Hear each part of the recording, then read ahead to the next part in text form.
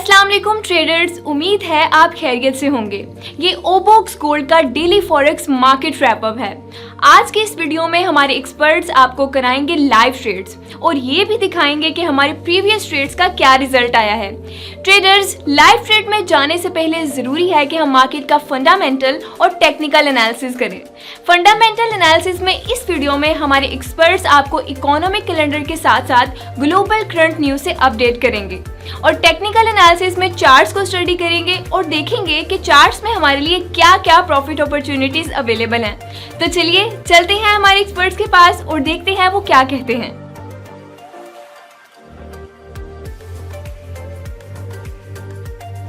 Economic calendar की अगर हम बात करें तो सबसे पहले हम बात करते हैं वो न्यूज़ जो सुबह हो गई है। 5:30 ऑस्ट्रेलिया का कंज्यूमर कॉन्फिडेंस इंडेक्स रिलीज होना था। प्रीवियस 90.4 और एक्चुअली 86.4। दैट मीन्स के कंज्यूमर कॉन्फिडेंस में कमी आई है ऑस्ट्रेलिया में। अच्छा, कंज्यूमर कॉन्फिडेंस का इम्पैक्ट क्या होता है? अगर कंज्यूमर कॉन्फिडेंस डिक्रीज होता है तो उससे बाइंग में कमी आती है इकोनॉमी में। कंज्यूमर जो है वो सिर्फ ज़रूरियात की चीज़ों पे तवज्जो ज़्यादा देता है और उससे और चीज़ों पे इतना उसमें कॉन्फिडेंस नहीं होता, चूँकि इकोनॉमी में, इसलिए वो इतने ख़रीदारी नहीं करता। तो इसका नेगेटिव इम्पैक्ट होता है इकोनॉमी पे। इसके अलावा हमारे पास 4 बजे इम्पोर्टेंट न्यूज़ है मॉर्गेज एप्लीकेशंस। 5:30 पे यूएस से retail sales excluding autos, retail sales excluding gas and autos. FOMC economic projection 11 बजे और 11 बजे ही हमारे पास है federal interest rate decision US से रिलीज होगा। ये 11 बजे सबसे इम्पोर्टेंट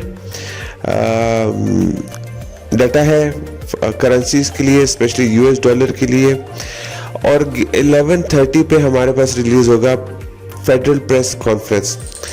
तो डिस्कस कर लेते हैं सबसे पहले इंटरेस्ट रेट को, जो 11 बजे होगा। 11 बजे प्रीवियस इनका 1% इंटरेस्ट रेट फेडरल रिजर्व्स ने रखा है। इस बार वो 1.5% का फोरकास्ट है। अगर 1.5% तक आएगा तो मोस्टली प्राइसेस कीन हो चुकी होंगी, मार्केट में इतनी बड़ी मूवमेंट आपको नज़र नहीं आएगी। लेकिन अगर 1.5 से ज़्यादा आया तो आप यूएस डॉलर में और स्ट्रेंथ देख सकते हैं, और अगर 1.5 से कम रखा गया तो आप यूएस डॉलर में वीकनेस देख सकते हैं। कम के चांसेस तो बिल्कुल नहीं है, ज़्यादा के अलबत्ता चांसेस है कि मे बी, बिकॉज पिछले वीक में हमारे पास जो पिछले इन्फ्लेशन के रेट्स आए थे वो बहुत ज़्यादा फोरकास्ट से ज़्यादा आए थे, जिस पे हम प्रिडिक्ट कर सकते हैं कि मे बी उसको देखते हुए इंटरेस्ट रेट जो फोरकास्ट किया गया उससे ज़्यादा फेडरल रिजर्व्स रखे। बहरहाल ये देखेंगे जैसी न्यूज़ आती है। मोस्टली 1.5 तक ही आने के चांसेस हैं और 1.5 से ज़्यादा रखने के चांसेस 15-20% है। इसके चूंकि आज फेडरल रिजर्व का ये जो इंटरेस्ट रेट है, तो बाकी जितने भी इम्पोर्टेंट है वो कोई मायने इतने नहीं रखती। थोड़ी बहुत मूवमेंट उसमें शायद पॉसिबल है, लेकिन ज़्यादातर जो मूवमेंट होगी या आप कह सकते हैं कि जो डॉलर को इफेक्ट करेगी, जिसकी प्राइस, वो यही डिसीजन होगा, इंटरेस्ट रेट डिसीजन होगा। 5:30 पे रिटेल सेल्स की भी न्यूज़ है, यूएस से ही है ये, तो जो कि 0.9% प्रीवियस था और अब 0.2% फोरकास्ट किया गया। मतलब retail sales month on month कम होने का फोरकास्ट है।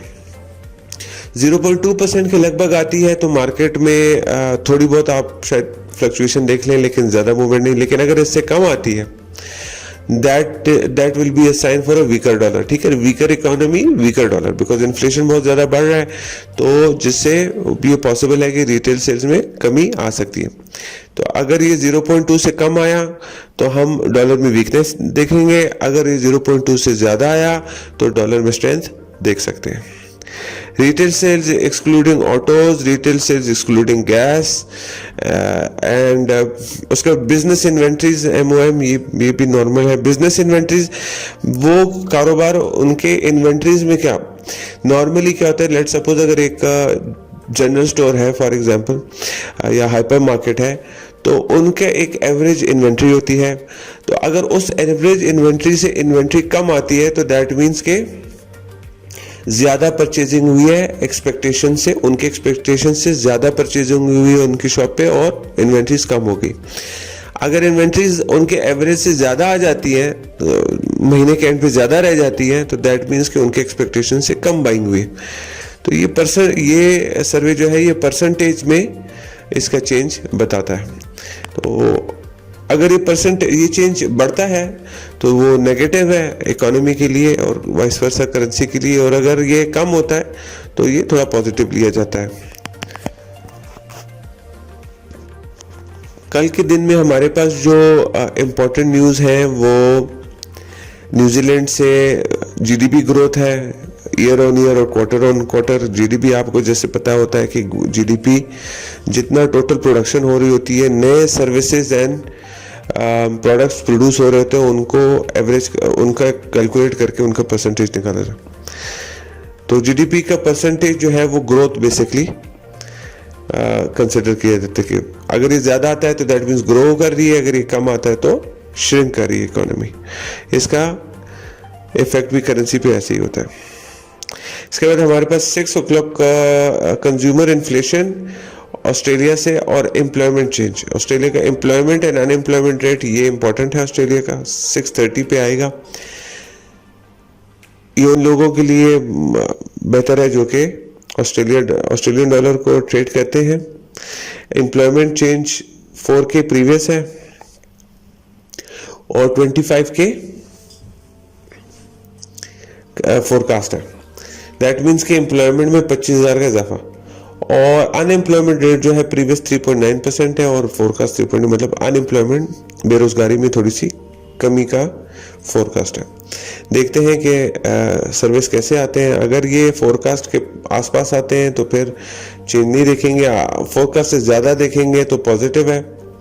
एम्प्लॉयमेंट चेंज अगर फोरकास्ट से ज़्यादा है तो positive for Australian dollar. Unemployment change अगर फोरकास्ट से ज़्यादा है तो नेगेटिव. इसी तरह एम्प्लॉयमेंट चेंज जो है अगर फोरकास्ट से कम आया तो वो ऑस्ट्रेलियन डॉलर के लिए नेगेटिव है. अनएम्प्लॉयमेंट रेट कम आया तो वो पॉजिटिव है. इसके बाद हमारे पास 4 बजे फिर BOE बैंक ऑफ इंग्लैंड का इंटरेस्ट रेट है. कल हमारी वीडियो रिलीज हो जाएगी तो वो हम इंशाल्लाह कल डिस्कस कर लेंगे.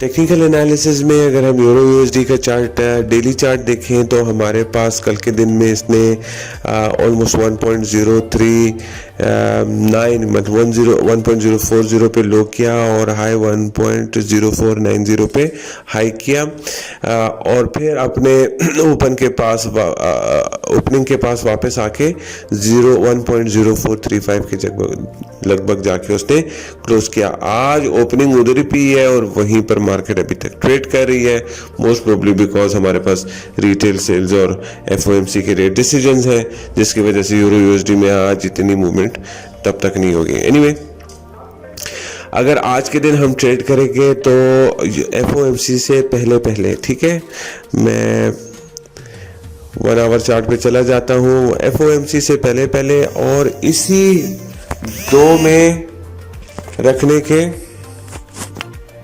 इसी दो प्राइसेस में रहने के चांसेस हैं. 1.04 और 1.05 ठीक है, इसी में रहने के चांसेस हैं. मैं आपको थोड़ा सा इसको और बड़ा कर देता हूं ताकि हमारे लिए आसानी हो इसको करने. लास्ट टाइम भी हमने देखे हैं, जैसे लास्ट उस पर भी हमने बताया था आपको कि मार्केट इस लेवल को 1.04 को अटेम्प्ट करेगी. अगर इसको ब्रेक कर गया तो फिर नीचे जाएगी, नहीं ब्रेक किया तो फिर ऊपर ही रहेगी. और कहां से 1.05 हमने 1.046 हमने मार्क किया था एरोस के मुताबिक, लेकिन मार्केट में प्राइस गई 0480। ठीक है, तो होता है इस तरह, थोड़ा सा मूवमेंट अप एंड डाउन रहती है। मैं पिछले वाले एरोज रिमूव कर रहा हूँ ताकि मैं न्यू एरोज बना सकूं। और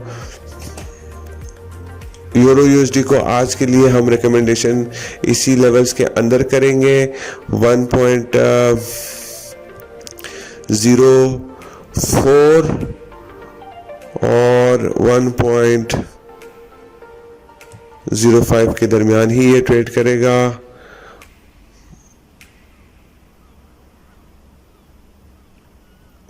इसी दो लेवल्स के दरमियान रहने के चांसेस हैं एफओएमसी के रेट डिसीजन तक या रिटेल सेल्स के रेट डिसीजन तक। ठीक है, उससे पहले ये इसी के दरमियान रहेगा। आफ्टर दैट जब वो आएंगे न्यूज़ तो फिर चेंजेस इसमें आ सकते हैं, किसी एक साइड पे ब्रेकआउट कर लेगा। ज़्यादातर ब्रेक इसका डाउन साइड की तरफ ज़्यादातर चांस है, लेकिन विल सी, वो डिपेंड करता है न्यूज़ पे।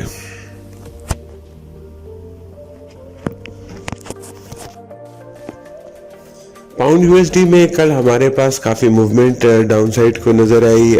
सबसे पहले ओपनिंग 1.21 के लगभग हुआ, फिर उसके बाद उसने हाई किया 1.2200 पर, और फिर उसके बाद जब न्यूज़ सारी पाउंड की आई तो पाउंड यूएसडी जो है उसने 1.1935 तक उसका लो किया, और फिर लेट नाइट उसने वापस 1.20 पे ट्रेड करने लगे। अभी भी वो 1.20 पे ट्रेड कर रहे हैं। इस ज़्यादातर मूवमेंट की वजह उसके पाउंड के जो थे वो एम्प्लॉयमेंट का और अनएम्प्लॉयमेंट का डाटा था। 3.8% उसका फोरकास्ट था और 3.9% अनएम्प्लॉयमेंट रेट आया है, जबकि एम्प्लॉयमेंट चेंज जो था वो फोरकास्ट तकरीबन कोई 80,000 था लेकिन आया 177। सो एम्प्लॉयमेंट चेंज जो है वो बेहतर आया है और एम्प्लॉयमेंट रेट जो है वो वर्स आया। उसकी वजह से आपने इस पाउंड यूएसडी में फ्लक्चुएशन देखी और काफ़ी फ्लक्चुएशन थी, और अब जो है तो वो आज के दिन के लिए हम फिर कंसोलिडेशन की तरफ ज़्यादा प्रेफरेंस करेंगे, और 1.19 और 1.21 के दरमियान पाउंड का रहने के चांसेस हैं। अगर हम 1 आवर के चार्ट पे देखें तो 1 आवर के चार्ट पे ये हमारे कल के एरोज थे, हम प्रेडिक्ट कर रहे थे कि 1.21 और 1.22 के दरमियान रहेगा, लेकिन वो इसने ब्रेक किया नीचे की तरफ और वहाँ से ये और भी नीचे मूव किया उसने 1.193 समथिंग पे। अच्छा, तो आज के दिन के लिए हमारे पास जो प्रोबेबल मूवमेंट है वो इसी ट्रेंड को 1 आवर पे हम कंटिन्यू करेंगे, और फर्स्ट अटेम्प्ट इसका आएगा 1.20 पे है अभी। यहाँ से या थोड़ा सा ऊपर से अगर हमें सेलिंग मिल जाए रैली पे और हम 1.936 जो इसका लो है उसको टारगेट करें तो ये हमारे पास एक बेहतर ट्रेड होगी। 1.36 को फिर वॉच करेंगे, अगर 1.36 नीचे की तरफ ब्रेक कर गया तो और हमारे पास नीचे चला जाएगा, वरना वापसी का चांस ज़्यादा है 1.2 तक। ठीक है, ये हमारे पास पॉसिबल ट्रेड सेटअप हो सकती है जिसको हम प्रिडिक्ट कर सकें। सेलिंग प्रेफर्ड है, जितना बड़ा ऊपर आप सेल कर सकते हैं उतने ही बेहतर होगा। 1.20 चल रहा है, 1.2013 चल रहा है, 1.202025 इस एरियाज में कहीं सेल हो जाए तो बेहतरीन है, और फिर आप टारगेट करें 1.193630 ये वाले लेवल अगर ब्रेक कर गया इसको तो फिर और नीचे जा सकता है। गोल्ड की अगर हम आज बात करें तो गोल्ड जो है वो कल उसने भी 1807 पे लो किया, हाई अब हमारे पास उसका 1831 पे आया, 1800 और 1831 पे उसने ट्रेड किया, फिर लो बनाने के बाद ऑलमोस्ट नियरली 1810 पे क्लोजिंग की और अभी मार्केट जो है 1814 पे ट्रेड कर रही है। हमारा ज़्यादातर ख्याल है कि गोल्ड थोड़ा और नीचे जाएगा depending on the news, because याद रखिए आज फेडरल इंटरेस्ट रेट का डिसीजन है जो कि काफ़ी इम्पोर्टेंट है। एनीवेज जो उससे पहले पॉसिबल जो ट्रेड हो सकती है गोल्ड में वो 1813 से करंट पोजीशन से अटेम्प्ट करेगा 1807 पे और 1807 से फिर अटेम्प्ट करेगा 1800 पे। ये उसका पॉसिबल सेटअप हो सकता है। इन दोनों को अगर दोनों में से किसी एक को ब्रेक नहीं कर पाया तो फिर ये वापस ऊपर 1830 को अटेम्प्ट करेगा। ये हमारे पास गोल्ड के लिए दो पॉसिबल सेटअप्स हैं। कल हमने इसमें प्रिडिक्ट किया था कि स्पेकुलेट किया था कि ये नीचे जाएगा। देखिए यहाँ से थोड़ा सा यहाँ से कर रहे थे, लेकिन एनीवे 1830 से वो शुरू हुआ और 1813 हमारा पहला लेवल था और दूसरा लेवल था अगर आप देखें तो 1807। ठीक है, ये हमारा एरोज एग्जैक्टली वहीं पर है जहाँ पर, तो वही हुआ 1807 से ये वापस मूव कर गया ऊपर की तरफ। मैं रिमूव कर देता हूँ ये एरोज ताकि आपके लिए। सो गोल्ड में सेलिंग 1820 के लगभग सेलिंग इज प्रेफर्ड और टारगेट 1807 एंड 1800 ये हमारे पास प्रेफर्ड एरिया है सेलिंग के।